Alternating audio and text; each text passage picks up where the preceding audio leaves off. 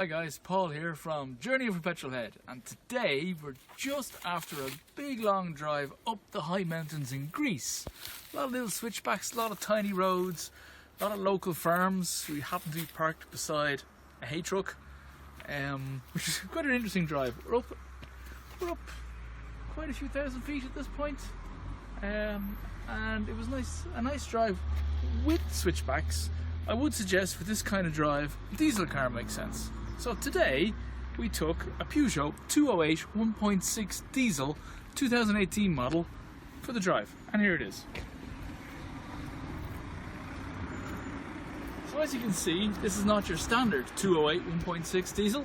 This one has a few additional bits. First of all, we have better alloy wheels, as you can see down here. Second of all, we have DRLs, daytime running lights, and better headlights.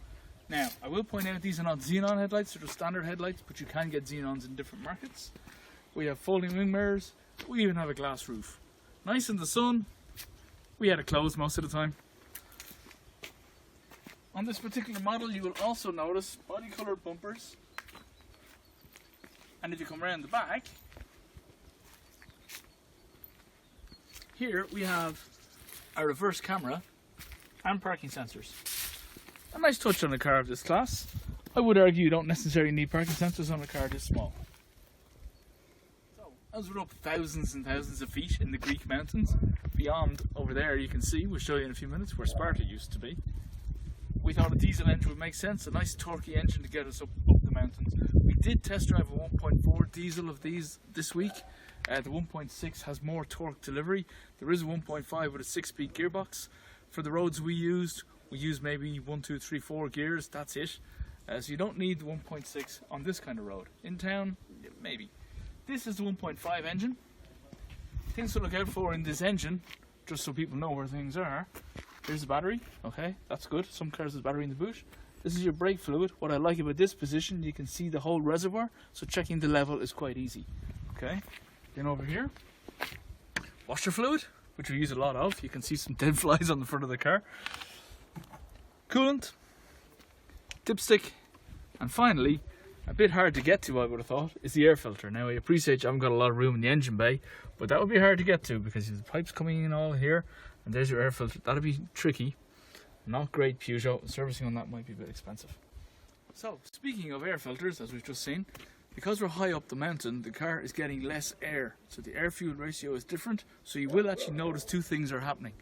The first thing is you've got less power or torque, so you actually notice you're putting your foot down harder coming up the hills to achieve the same kind of speed.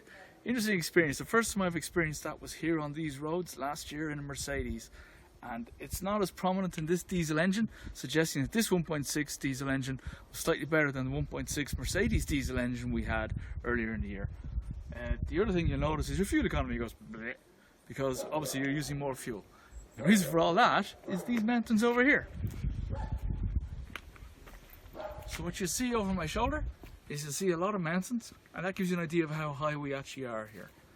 These are the mountains just between Sparta and Kalamata in Greece. We're about halfway through, and what I'll do is I'll put a Google map photograph of where we actually are in our written review. So just to give you an example of the kind of roads and the kind of elevation we've been driving on, we've come down maybe 100 meters since we last spoke about the mountains, but if you just look over my shoulder here, you see the kind of roads and the elevation we're talking about.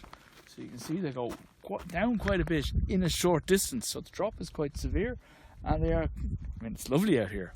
This is where we need to do all our test drives, I think, but it's lovely out here. The roads there, though, they're quite bendy, but they are in good nick. If you come over here, this is an example of one of the switchbacks we've been talking about. So it sweeps around and then down and across. But if you notice the road surface, it's well drawn out and it's in good condition. This is the kind of road we like. But this is the kind of road we're driving on, hence the diesel.